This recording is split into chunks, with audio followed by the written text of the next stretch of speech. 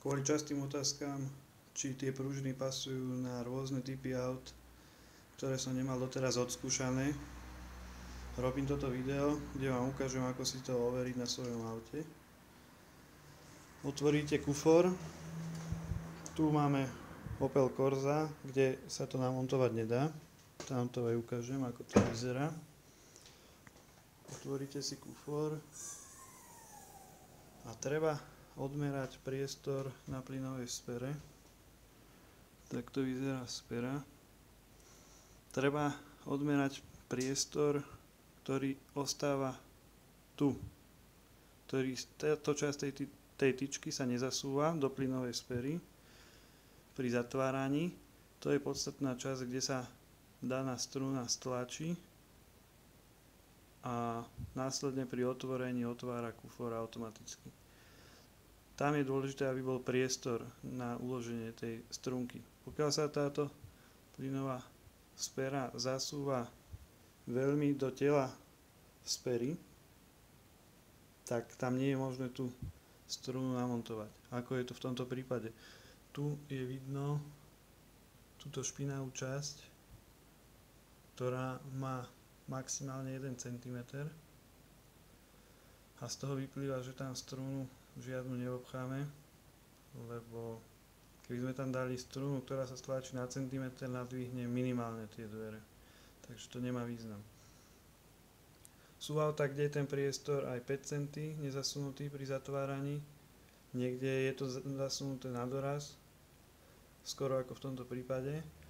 No a ako to overiť na vašom aute? Väčšinou treba odmerať túto špinavú časť, to je najväčší ukazovateľ, či tam je ten priestor, alebo overiť to tým, že si zatvoríte kufor a uvidíte ten priestor pri zatváraní, aký tam ostáva. No, tu je to viac menej na doraz zavreté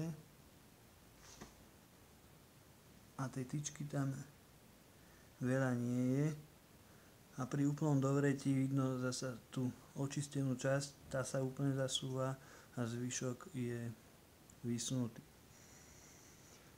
Čiže toto je, ako zistíte dĺžku a či vôbec je tam nejakú strunu možné obchať.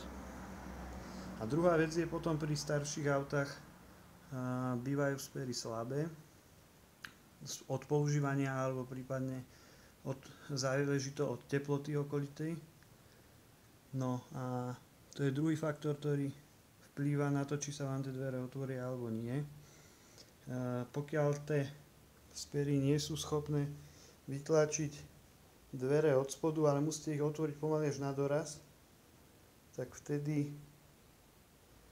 to jednoducho nestačí, treba ich vymeniť, lebo sú slabé. Tu, keby bola struna a zmestila sa tam, tak stále je tu malý priestor, v podstate okolo 2,5 cm. Zistíme ten bod, že kedy je možné,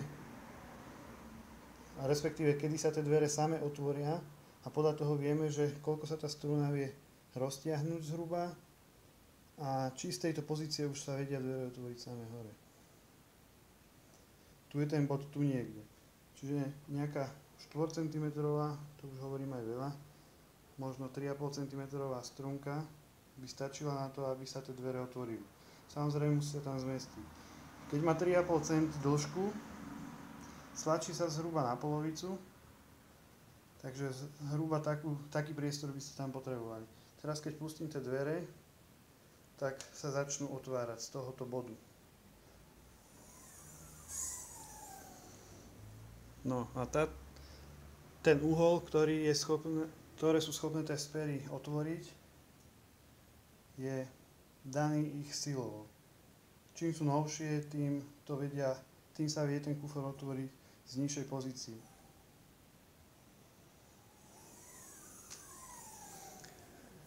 Tie strunky vám viem dodať v typizovaných rozmeroch, ako je 5,1 cm, 6,4, 7,6, 8,9 a 10,2. A tieto druhé miery sú zhruba na akú dĺžku sa vedia stlačiť. Je to odhad, lebo stlačiť v rukách sa nedá, do zveraka takisto, to by nešlo. Je to vždy zhruba polovica, plus možno malinká časť navyše. Takže pri dĺžke 6,4, keby ste namerali, respektíve keby ste namerali priestor 3,3, tak táto strunka tam ide, keď nameráte priestor 3,9, tak má dĺžku 7,6. To znamená, že keď máte priestor zhruba 3,9, musí sa vám kufor vedieť otvoriť zhruba z miery 7,6. Čiže názorne 3,9 potrebujeme mať priestor tento špinavý, ktorý sa nezasúva. A druhá podmienka je, aby keď nameráte na spere tu 7,6 a je to ten bod, kde sa tie dvere vedia rozbehnúť, buď to musí byť menej, alebo rovné tých 7,6. Keď už tam nameráte, v tomto prípade, keby ste namerali, ja neviem, 8,5, tak dvere vám ostanú na tých 7,6, ako sa struna roztvorí a ďalej vám nepôjdu. Tam potom treba nové spery vymeniť, alebo vám to bude otvárať len na dĺžku tej struny.